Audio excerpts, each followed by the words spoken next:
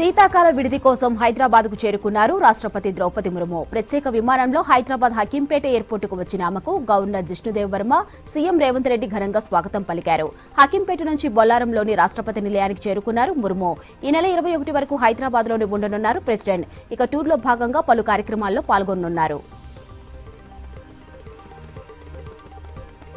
Assembly సమావేశాలు హాటుగా సాగుతున్నాయి. అప్పులపై అధికార విపక్ష సభ్యుల మధ్య మాటల యుద్ధం నడిచింది. లగచర్ల ఘటనపై చర్చించాలని బీఆర్ఎస్ ఎమ్మెల్యేలు 6 గ్యారెంటీలకు చట్టబద్దత కల్పించాలంటూ బీజేపీ సభ్యులు సభలో ఆందోళన చేశారు. ఆందోళన మధ్య 3 కీలకమైన బిల్లులను అసెంబ్లీ ఆమోదించింది. ఇందులో Telangana physical education, sports varsity bill, GST చట్ట సవరణ బిల్లు, యూనివర్సిటీ చట్ట సవరణలు ఉన్నాయి.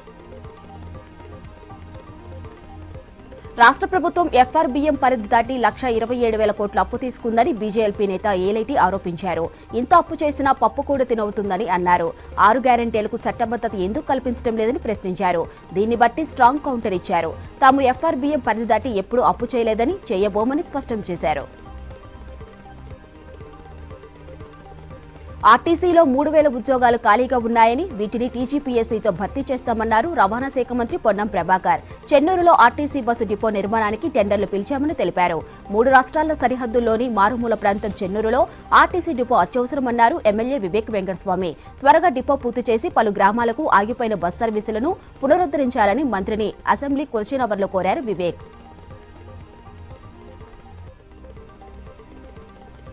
ఫాక్స్కాన్ మల్టీనేషనల్ కంపెనీ ఎక్కడికి పోలేదని, రాష్ట్రంలోనే ఉందన్నారు ఐటీ మంత్రి శ్రీధర్ బాబు. త్వరలోనే ఫాక్స్కాన్ కంపెనీ రాష్ట్రంలో పెట్టుబడులు పెడుతుందన్నారు. మండలిలో ఐటీ రంగంపై సభ్యులు అడిగిన ప్రశ్నలకు సమాధానమిచ్చారు మంత్రి. టాలెంట్ బేస్గానే ఐటీ రంగం నడుస్తుందని చెప్పారు. ఎస్సీ, ఎస్టీ, బీసీ మైనారిటీలు ఐటీ ఉద్యోగాలు పొందేందుకు స్కిల్ ట్రైనింగ్ ఇస్తున్నట్లు వివరించారు మంత్రి.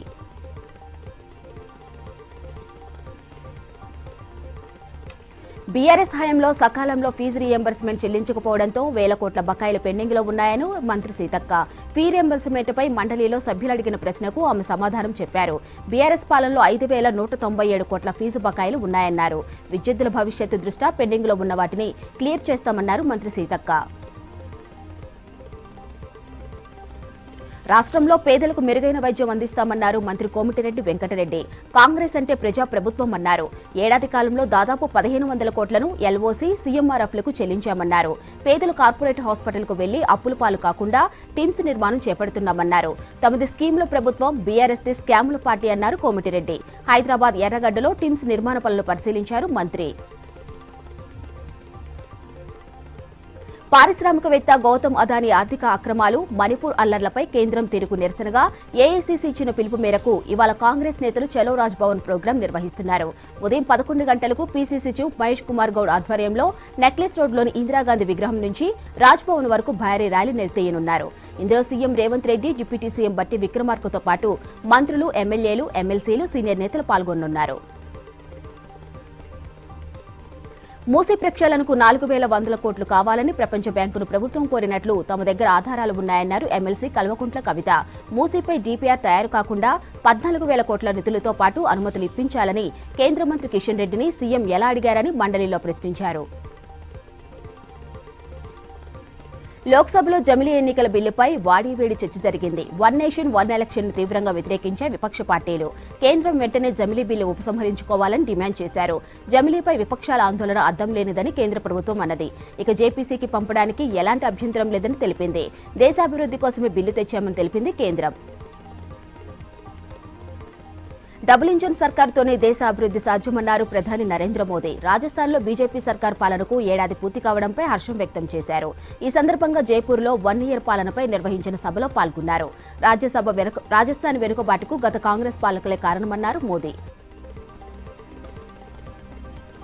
దేశ ఆర్థిక వ్యవస్థపై విపక్షాలు తప్పుడు ప్రచారం చేస్తున్నాయన్నారు కేంద్ర ఆర్థిక మంత్రి నిర్మలా సీతారామన్.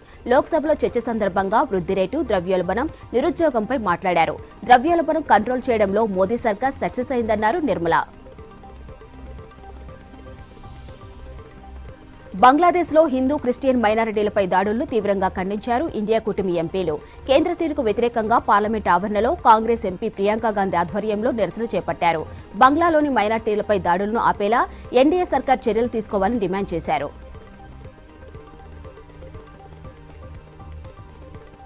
దేశంలోని రిక్రూట్మెంట్ పరీక్షలను ఇకపై ఎన్టీఏ నిర్వహించిందన్నారు కేంద్ర మంత్రి Dharmendra Pradhan. National Testing Agency బాధ్యతల్లో మార్పులు చేస్తున్నట్టు తెలిపారు. హై లెవెల్ ప్యానెల్ కమిటీ సిఫార్సుల మేరకు సంస్కరణలు చేపట్టినట్టు చెప్పారు. కేవలం ప్రవేశ పరీక్షలు మాత్రమే ఎన్టీఏ నిర్వహిస్తుందన్నారు. జీరో ఎర్రర్ టెస్టింగ్ ఉండేలా మార్పులు ఉంటాయన్నారు ధర్మేంద్ర ప్రధాన్. గబ్బా టెస్ట్లో ఫాలో ఆన్ గండం తప్పించుకుంది టీమిండియా. టెయిలిండర్లు బూమ్రా, ఆకాశ్దీప్ పోరాటంతో భారత్ ఊపిరి పీల్చుకుంది. మరోవైపు పదే వర్షం అడ్డుపట్టడం కూడా భారత్కు కలిసొచ్చింది. గబ్బా టెస్ట్లో 4వ రోజు ఆట ముగిసే సమయానికి 9 వికెట్లు కోల్పోయి 252 పరుగులు చేసింది రోహిత్ సేన. ప్రస్తుతం బూమ్రా 10, ఆకాశ్దీప్ 27 పరుగులతో క్రీజులో ఉన్నారు. 10వ వికెట్కు విలువైన 39 పరుగులు జోడించారు.